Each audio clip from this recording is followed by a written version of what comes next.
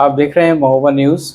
हम आज उत्तर प्रदेश क्षेत्रीय ग्रामीण बैंक, जो पूर्व में आर्यवर्त बैंक के नाम से जाना जाता था, यहाँ के क्षेत्रीय कार्यालय में उपस्थित हैं। और यहाँ के क्षेत्रीय कार्यालय के जो प्रबंधक हैं, रीजनल मैनेजर हैं, उनसे हम ये जानना चाहेंगे, उनसे बात करेंगे कि आखिरकार ये जो परिवर्तन हुआ है, इसके पीछे क्या मंशा रही है।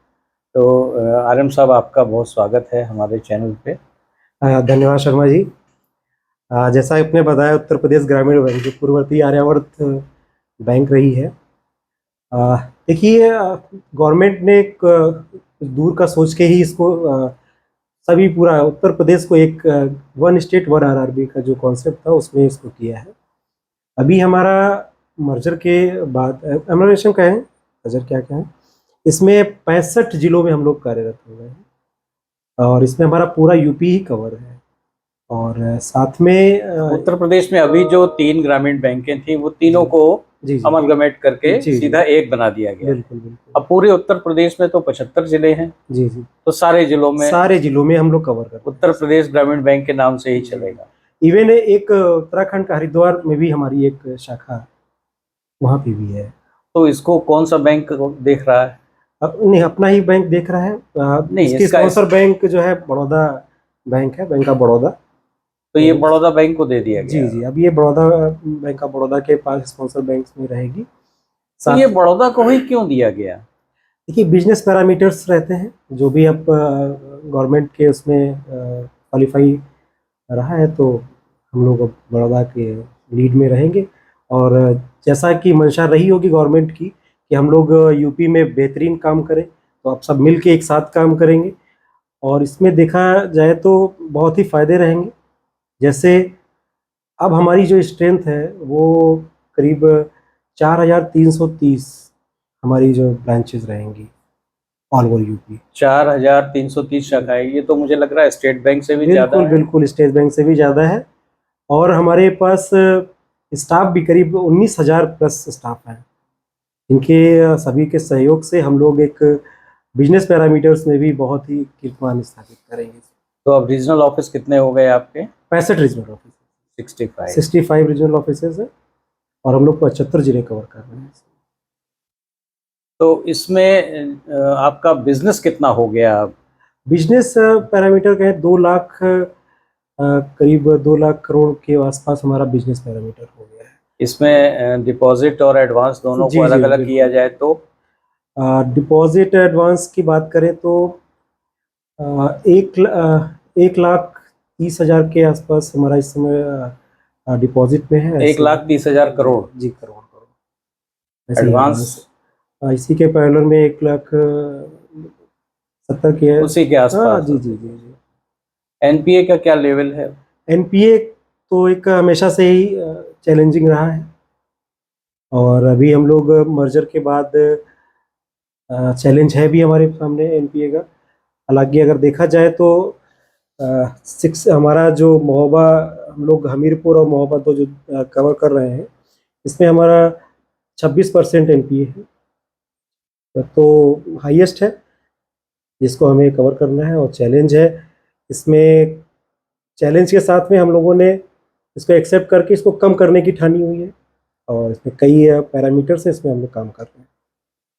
एक बहुत बड़ा इशू रहा है, पहले आर्यवर्त बैंक में भी बहुत ज़्यादा था और अब तो इतना बड़ा और सेटअप हो गया है। तो सॉफ्टवेयर अपग्रेडेशन और कनेक्टिविटी का जो इशू है, वो क्या ये बैंक अपना एक डेटा सेंटर बनाएगा या कैसे चलेगा ये?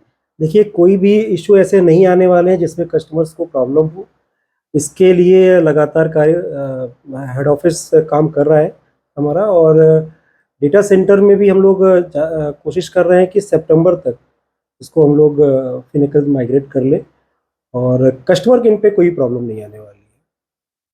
और क्या इसमें आरटीजीएस और नेट बैंकिंग वगैरह? बिल्कुल बिल्कुल, अब हम लोग नेट बैंकिंग भी प्रोवाइड करेंगे और आरटीजीएस तो हमारा ऑलरेडी चल ही रहा है पहले से ही। यूपीआई, जितने भी टेक्नोलॉजी हम लोग अडॉप्ट कर सकते हैं, सारी चीज़ें कस्टमर्स को देंगे। तो मार्च में देखा जाए तो महोबा क्षेत्रीय कार्यालय के क्या रिजल्ट्स रहे हैं? मार्च पैरामीटर्स में देखा जाए कि जैसा कि महुआ को थोड़ा पिछड़ा इलाका बोला जाता रहा है, लेकिन उसके बावजूद हम लोगों ने काफ़ी अच्छा कार्य किया है यहाँ पे। आप लास्ट ईयर से अगर कंपेयर करेंगे तो करीब 31% हमारा एनपीए ग्रोथ कर गया था। हम लोगों ने पूरे साल लगातार हमारे स्टाफ ने और फील्ड में मेहनत की है, तो इसको हम लोग करके 25% पे ले आए थे। इसी तरीके से हमारा एडवांस भी ग्रोथ रहा, डिपॉजिट भी हमने ग्रोथ किया है, और इस साल भी हम पैरामीटर्स जो भी हमारे रहेंगे उसमें हम बेस्ट करेंगे। तो उत्तर प्रदेश क्षेत्रीय ग्रामीण बनने के बाद जो योजनाएं पहले चल रही थी आर्यवर्त बैंक में, वो योजनाएं किसी दूसरे नाम से चालू कर दी गई हैं या अभी वो प्रोसीजर चल रहा है? देखिए, कोई भी योजना ऐसा नहीं है कि बंद हो गई है, सारा वैसे ही चल रहा है, और जो नई योजनाएं हैं उनको भी लॉन्च किया जा रहा है। कोई भी ये नहीं है कि अभी रुका हुआ है या बंद है, सब कस्टमर्स के लिए सारी योजनाएं खुली हुई हैं। एक आपके चैनल के माध्यम से कस्टमर्स को एक ये भी मैसेज देना चाहूँगा कि जैसे कि हम लोग अभी तक केसीसी का हमारे यहाँ पोर्टफोलियो मैक्सिमम केसीसी का पार्ट रहता है, और कस्टमर अपना काम करते करते उसके पास कभी कभी होता है कि पैसा नहीं है। पैसा ना होने की वजह से उसका खाता या तो खराब होने के कंडीशन में आ जाता है। तो हमारी बैंक उन सब कस्टमर्स के लिए तत्काल स्कीम का भी प्रावधान रखती है कि अगर उसके पास कुछ जो अमाउंट से उतना खाता बचा सकता है, नहीं है, रिक्वायरमेंट है, तो हम लोग उसको तत्काल अलग से दे के उस पैसे को प्रोवाइड कर सकते हैं। पहले एक योजना चला करती थी कि जो फार्मर्स के जिनके पास भूमि नहीं है उनको एग्रीकल्चर लैंड परचेस करने के लिए भी लोन की एक फैसिलिटी थी, क्या अब भी जारी है वो? एग्रीकल्चर पर लैंड परचेस करने के लिए तो नहीं है, नहीं है। फिलहाल नहीं है। जी जी, कोई बात नहीं, आगे देखा देखा जाएगा। जाएगा इस संबंध बिल्कुल। में जो है जी आपके उच्च अधिकारियों को अवगत कराया जाएगा। जी। तो क्या कहना चाहेंगे और क्या संदेश देना चाहते हैं कस्टमर्स के लिए और स्टाफ के लिए?